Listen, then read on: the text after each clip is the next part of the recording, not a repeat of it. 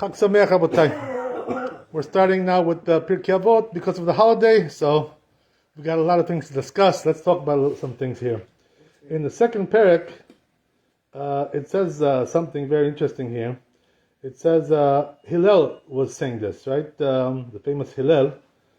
Marbe basar, marbe rima. What does this mean? Right? Marbe basar, literally, it means he increases the meat, the flesh, whatever, right? So this is what it says, right? If you increase the flesh, basar, marbe rima, you also increase the worms. The worms. Rima is worms. You know what kind of worms that we're talking about? Lo aleinu, the ones in the grave, in the cemetery there. They eat the corpses, So when it says, right, marbe basar, there's two ways maybe to look at this, if you think about it. Is he talking about marbe basar, that he eats a lot of meat? Is that what he's talking about? Eats a lot of basar? Or does it mean that he gets fat, he has a lot of basar in his body? Which one is it? In his body. In his body. Okay, he's right. Okay, so how do you know right away? This is the proper understanding, because it says marbe rima, right? So what does that mean, marbe rima? If he's going to have a lot of basar, the worms are going to eat him more, and the more worms are going to eat him in the grave. That's what's going to be, They're going to have a good meal from him, this guy. They're going to get a nice dinner there. You understand? This is what's going on. So it's not really shaykh, it's not relevant to say that regarding eating basar. It's talking about your basar, the one you have on your body. So what do we see from here? We see from here something pretty strong, actually, right? That what's compelling, that a person, really shouldn't eat too much. When you overeat, you get fat. Then they call you what? They call you that word, right? It starts with O, obese. In America, right? That's what they call you, obese. What does that mean? He's really fat. Like a truck, Mack truck, right? Some kind of thing like this, right? Really, really fat. Become obese. So what happens, right? This is not a good thing in life, to eat so much and get fat. Because what happens? The only thing you'll get from that is the worms are going to eat you, lo aleinu, in the grave. What did you accomplish by having so much, flab, as they call it, right? They call it flab.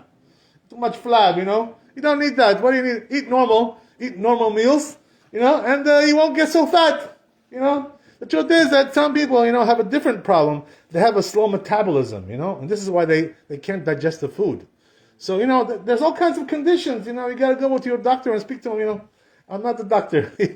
He'll tell you what to do, to solve your problem. But you know what it is, right? The best way to solve this problem, you know what it is? To eat less, You can eat what you want, but eat less of it, Reduce it by 30%, 40%, 50%.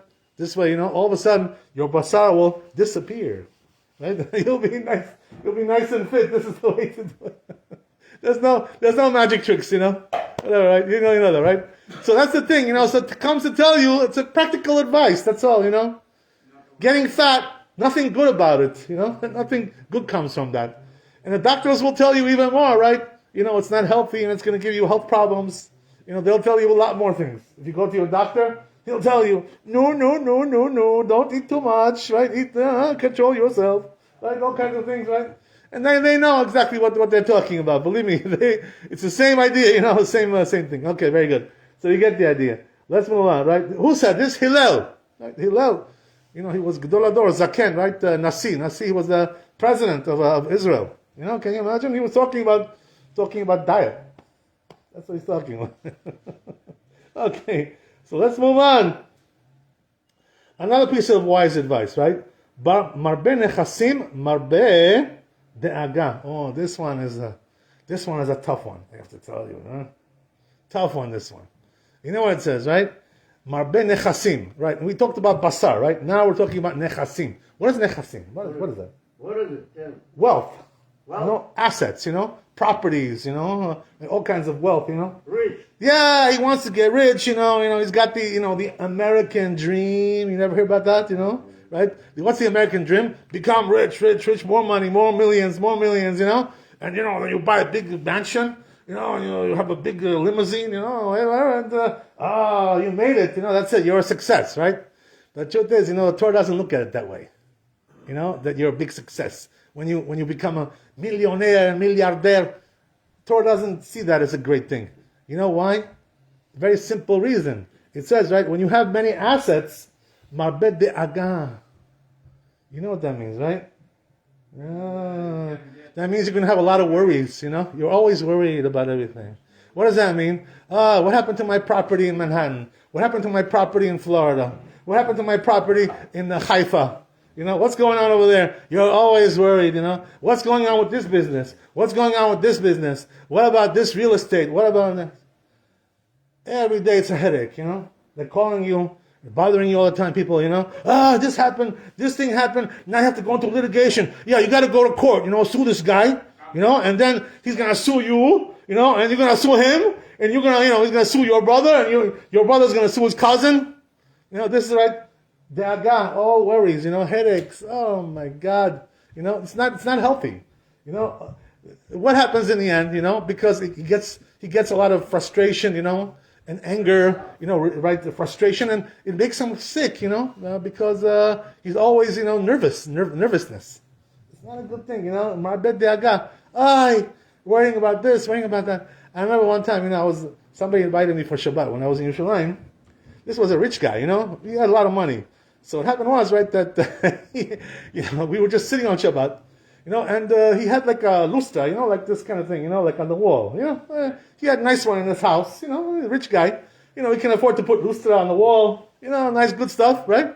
So, something broke over there, so he told me this Pirkeh Avot. He says, Marbe Nechasim, he says, now I'm worried about this, this lustra, I don't have to worry about this now, because I put the lustra, he doesn't really need the lustra on the wall, doesn't really need it, but, it's good to, when you're rich, you want to have extra stuff, nice stuff, right, beautiful stuff. That's the way it is, right, You want to show. Yeah, you want to enjoy life a little bit, right, a little bit more, right, so you're always worried, what's going on with this, what's going on with that, right, this needs to be painted, renovation, basement has a problem, there's leaks going on there, water coming out, right, you have this problem, then the roof, right, the roof is having a problem, you got the gutters are no good, I got to clean it out, you got to do this, you got to put solar panels, I don't know, God knows what, whatever it is, right, your boiler, this, everything is a headache, and the more property you have, the more assets you have, and the more headache you have, right?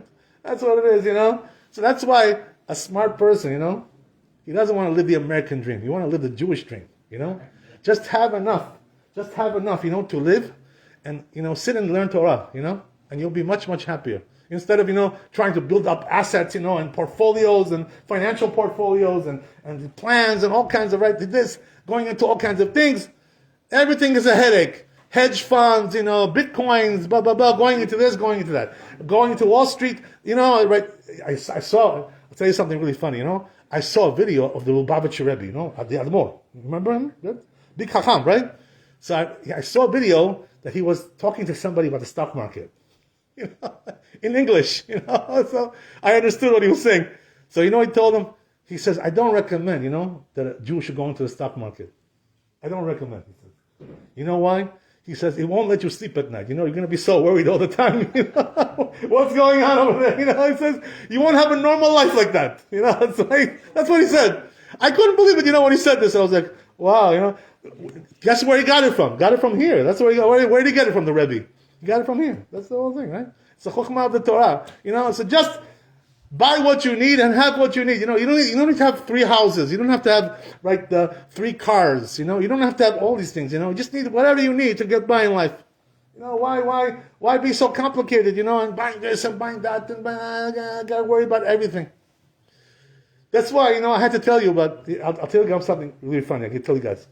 Right? One time, there was this big chacham, about 50 years ago. He passed away about 20 years ago when I was in Israel. You know who was? This was Rav Shach. Big Ashkenazi rabbi, big Rosh Yeshiva.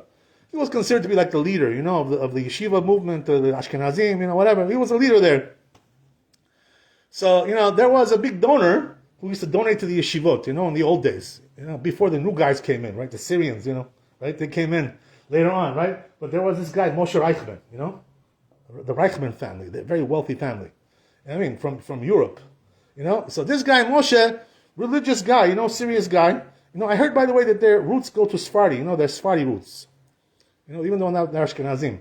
But anyway, right, Moshe Reichman, he once came, to meet Rav Shach, you know what I mean? And he told him, he says, Rabbi, he says, I'm jealous of your Olam Haba. You know what you're going to have in Olam Haba. That's what he told him. I'm jealous of you. How much Olam Haba you're going to have. So you know what the Rav Shach told him, right? He says, I'm not jealous of your Olam Hazeh. He says, the way you live over here, I'm not jealous of that. You know what that means? What was he trying to say? He was trying to say, you're a millionaire, you're a tycoon, and you're always worried about everything. Your life is all about worried and headaches. And that's all you got. So it says, I'm not jealous of your Olam Hazeh, how you live at Olam Hazeh. It's not a good life what you have. You poor guy. I feel sorry for you. Okay, we have to talk about that. That's a different discussion, right? But you got to give more tzedakah, by the way. That's the way to do it. You want to raise your portfolio? Give more tzedakah, right? That's what Maran used to say, Abba Shalom, Rabbadia, my rabbi used to say, right? Whoever told him, Rabbi, I'm having troubles, he would tell him, give more tzedakah. That's the way to get out of it. You want to, right? Don't be cheap, don't keep everything for yourself. The more you give, the more you get, right? Kol mosif, mosifim lo. That's the trick, There's no magic tricks, when it comes to. Some people have better mazal, so their mazal is higher, So if they give tzedakah, it's going to go way, way, way high, the one who has good mazal, you know what I mean? But even the one who has bad mazal, lo aleinu, if he gives tzedakah, he'll do better. He'll have a better situation, no question about it.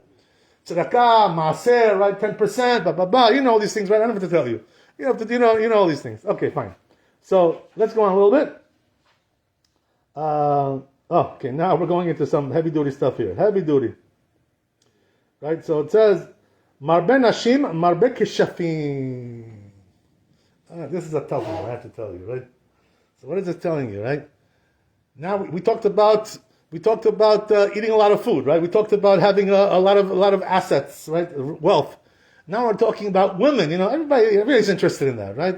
Who's not interested in women, right? So let's talk about it. So it tells you Pirkeh Avot. If you're a ladies' man, you like ladies, right? You like to go after the ladies. So what's going to happen to you? What's the end of you? He says, Marbe Keshafim. There's going to be a lot of sorcery there, Kishuf. Jado, you understand? We talked about this before one time, if you remember. We spoke about it. So what does that mean? What happens is like this, the ladies, especially the bad girls, they know how to do kishuf, to make a man fall in love with them. They know these secrets, they know these, things. So what they do is, if they spot a guy, that they want him, they put spell on him, kishuf. You understand? Yeah, jado, yeah, you know what I'm talking about, right? So they do this, and they try to catch him like that. So what happens is like this, when you go after many women, you're not satisfied to have one wife. This guy wants extra, on the side, side dishes, he wants, right, he wants the French fries and the salad, Greek salad, he wants everything, this guy. So he's got many girls he wants to go for. So what's going to be, right? There's going to be a lot of keshafim. Each one is going to put, another jado, another spell, he's going to, this can hurt you, it's very dangerous. Understand? A woman does this jado to you, you can wind up in a very bad place, lo aleinu. A person can die from that, lo aleinu, can die. And also can make him crazy, make him lose his mind because he gets obsessed, gets crazy about this woman, goes crazy. He thinks, I'm in love. He's not in love. He lost his mind. That's what happened. Because of the jado. What love is that? What kind of love is that? That's love? That's not love. That's crazy. You're a meshuggah. That's what it is. That's not love. That's what it is, So therefore, a person has to be careful, and not to go after the ladies. You know what I mean? Because if you do, you're going to get into trouble. Okay, so I see you guys are getting a little tired, so I'll stop it here. But Hashem, we'll continue next time. ברוך ה' לעולם, אמן ואמן. רבי חנין שומר, עשה הקדוש ברוך הוא לזכר ישראל, לפיכך חיבה להם תורה מצוות שאני אומר חפץ, למען צדקו יגדיל תורה וידיר.